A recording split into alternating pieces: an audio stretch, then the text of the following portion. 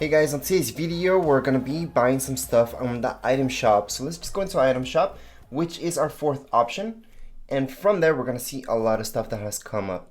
So in this case we're gonna buy a glider that we've been looking for, and it's this glider right here.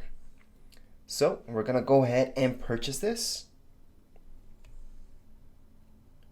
Then we're gonna equip it and not just claim it. And there we go.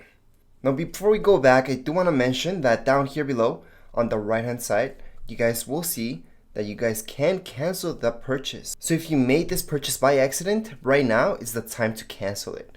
However, we're just going to go back. And that would be it for this video. That's all we wanted to do today. And we can just go ahead and play Fortnite. That's it for this video. If you guys have any questions, comments, you guys can write down here in the comments area. Don't forget to subscribe and rate. Thank you.